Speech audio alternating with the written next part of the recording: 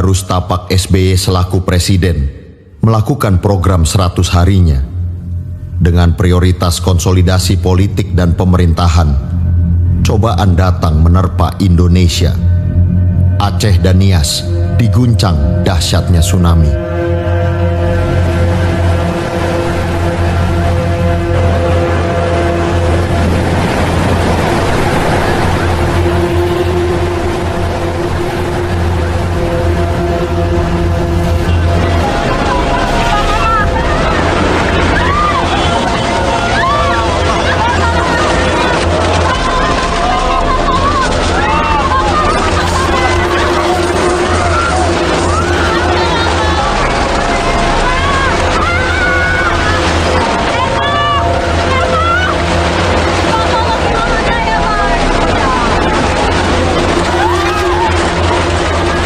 Bencana tsunami tersebut adalah bencana alam terbesar di awal abad 21.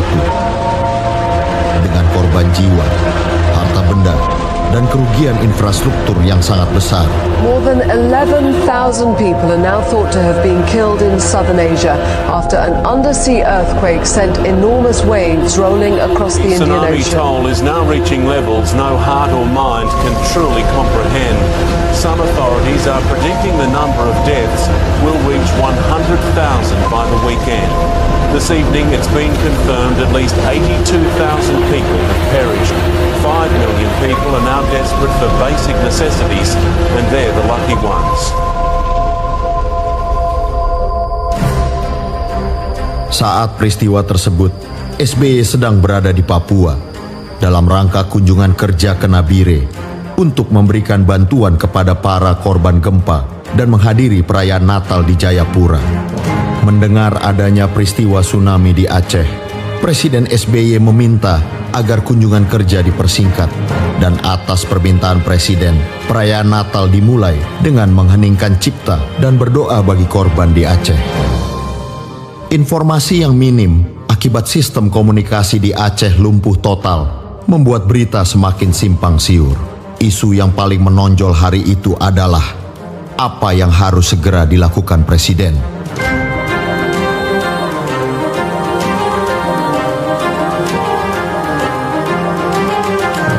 Sebagian yang menyertai kunjungan SBY ke Papua berpendapat agar Presiden sebaiknya pulang dulu ke Jakarta dan jangan ke Aceh. Pertimbangannya bermacam-macam. Kondisi korban dan kerusakan di Aceh masih belum jelas. Khawatir kedatangan rombongan Presiden akan merepotkan petugas lapangan, serta masih belum diketahui di mana pesawat akan dapat mendarat. Dari sisi keamanan, Aceh masih merupakan daerah konflik bersenjata. Ancaman terhadap keselamatan seorang presiden dimanapun dan kapanpun bisa terjadi.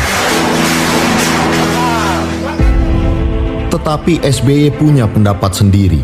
Pengalaman di dunia militer menempa SBY untuk langsung menerapkan doktrin 3 quick, yaitu quick to see, quick to decide, quick to act.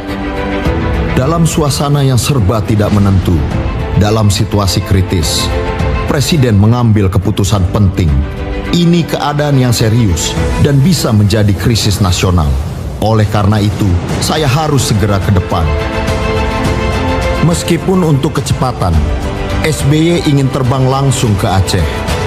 Namun, pesawat kepresidenan RJ-85 tidak memungkinkan untuk terbang langsung dan harus singgah dulu di Makassar dan Batam untuk refueling.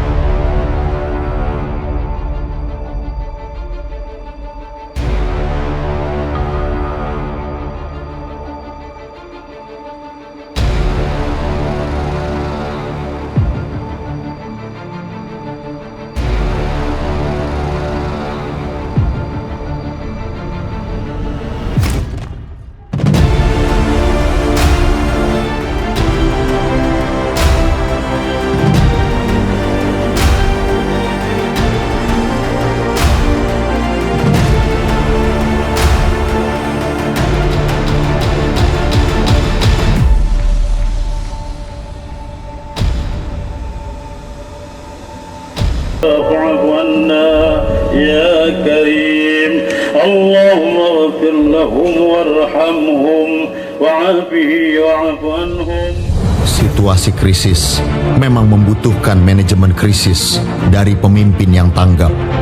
Selain itu, untuk melakukan operasi tanggap darurat yang kemudian dilanjutkan dengan rehabilitasi dan rekonstruksi pasca bencana, diperlukan kepemimpinan dan manajemen yang tangguh dan handal, termasuk kepemimpinan dan manajemen krisis. Apalagi waktu itu konflik bersenjata Aceh yang telah berlangsung lebih dari 30 tahun masih berkecamuk. Ini adalah kunjungan saya yang ke-6 ke Nanggroe Aceh Darussalam berkaitan dengan musibah tsunami yang menimpa provinsi ini. Tujuan kunjungan saya hari ini adalah untuk mengecek kemajuan dari kegiatan tanggap darurat yang sesuai dengan rencana waktu yang saya tetapkan, insya Allah dapat berakhir pada akhir Maret nanti. Setelah itu kita akan masuk fase rehabilitasi dan rekonstruksi. Meskipun saya terus memantau perkembangan dan kemajuan dari kegiatan tanggap darurat itu, hari ini saya memeriksa beberapa contoh dari kegiatan tanggap darurat, antara lain upaya untuk membangun kembali jaring jalan antara Melaboh Banda Aceh, memperbaiki ruas-ruas jalan yang rusak, termasuk jembatan-jembatan yang hancur ataupun rusak. Pak SBY, bagaimana Anda memaknai bencana tsunami yang meluluh lantakan Aceh dan Nias di akhir tahun 2004? Melihat besaran kerusakan dan jatuhnya korban jiwa yang begitu besar, itu menurut saya adalah gempa bumi dan tsunami atau bencana alam terdahsyat, terbesar di dunia di awal abad 21. Bagi bangsa kita, bangsa Indonesia, maknanya adalah mengingat negara kita ini memiliki atau dikelilingi 3 lempeng tektonik yang apabila terjadi gempa atau tumbukan di antara lempeng-lempeng itu, potensi tsunami bisa terjadi. Kita harus siap-siap bahwa tsunami seperti itu bisa terjadi lagi di masa depan, di manapun sepanjang lempeng tektonik ataupun daerah-daerah di sekitarnya. Ini berarti mengingatkan dan menyadarkan kita Indonesia harus senantiasa siap menghadapi bencana itu, baik kesiapan dari negara, pemerintah maupun masyarakatnya, termasuk sistem manajemen teknologi dan sebagainya. Jadi boleh dikatakan ini sebagai wake up call bagi Indonesia. Lalu apakah mengatasi bencana sebesar itu di luar kemampuan Anda, Pak? Kalau saya ingat ya, tragedi besar itu, saya sebenarnya baru kurang lebih 2 bulan menjadi presiden. Sehingga ketika harus melihat kenyataan musibah yang begitu besar, saya memang tidak pernah membayangkan akan terjadi. Saya kira rakyat Indonesia juga memiliki pikiran dan perasaan yang sama.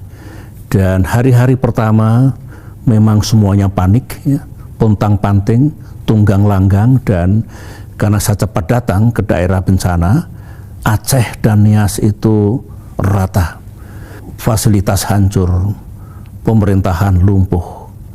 Oleh karena itulah saya menjalankan manajemen krisis, dibantu oleh Wakil Presiden, Menteri terkait, pimpinan TNI, Polri, PMI, dan sebagainya.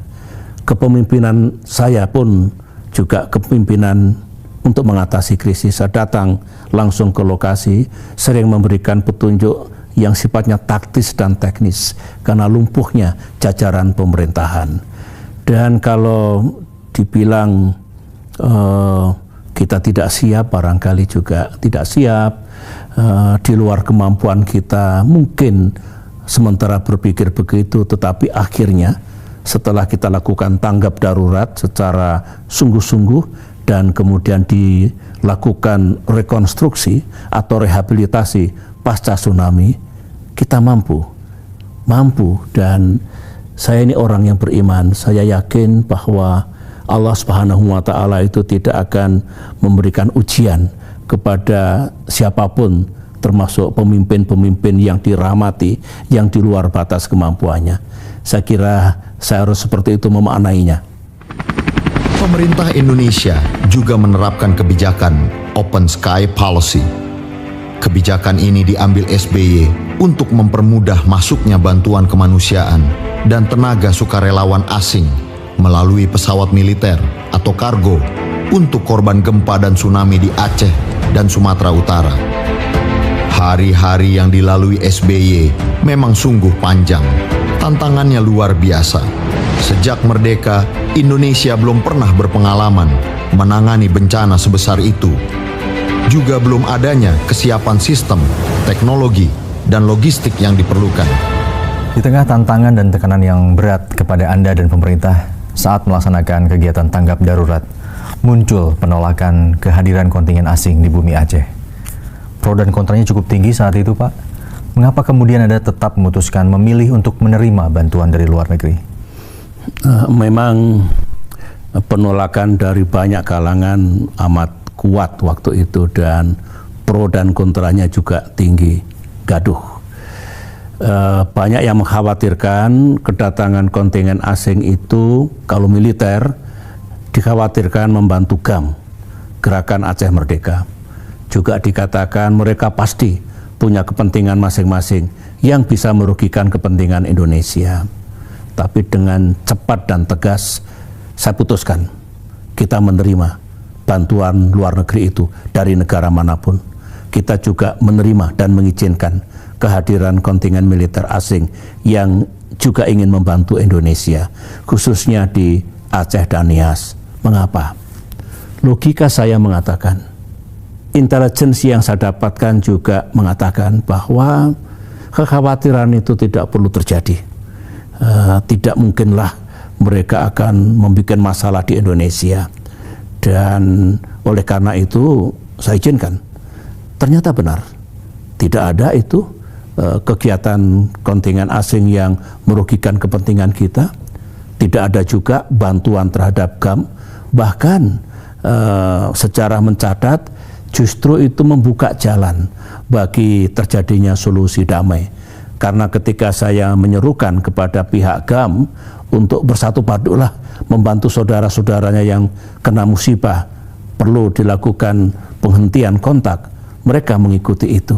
Dan sekali lagi itu justru berkah bagi kita, membuka jalan bagi datangnya perdamaian di Aceh. Di penghujung pekerjaan besar rekonstruksi Aceh dan Nias, Indonesia dinilai sukses oleh masyarakat internasional. Penghargaan demi penghargaan diberikan oleh berbagai lembaga internasional, termasuk Perserikatan Bangsa-Bangsa.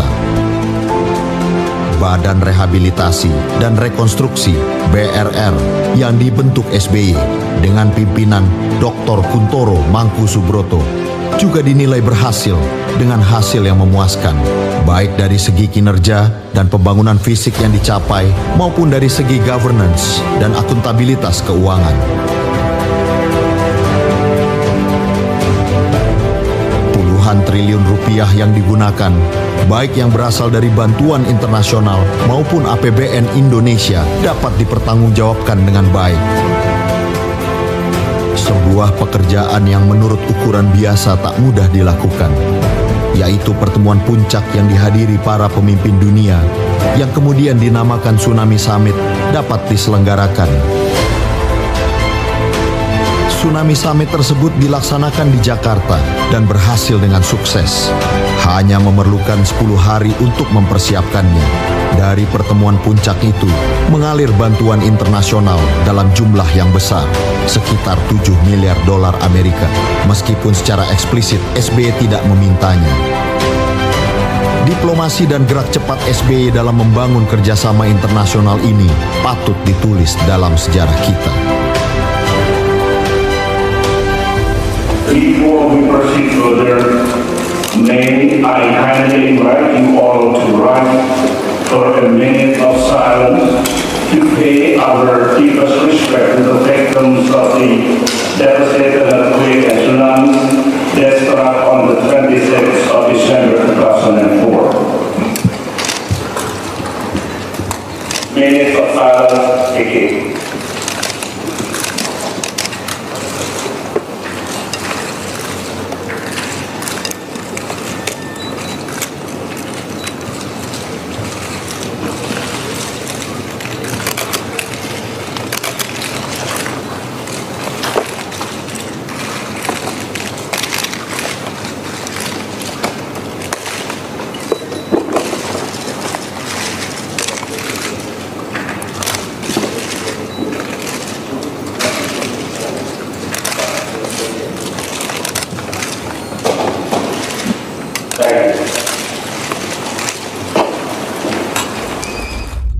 Yang patut pula untuk dicatat, di samping bantuan dari lembaga-lembaga sipil, kontingen militer dari berbagai negara juga berdatangan untuk membantu Indonesia. 730 approach, taking is 1.2, cleared downwind port beam heading 042.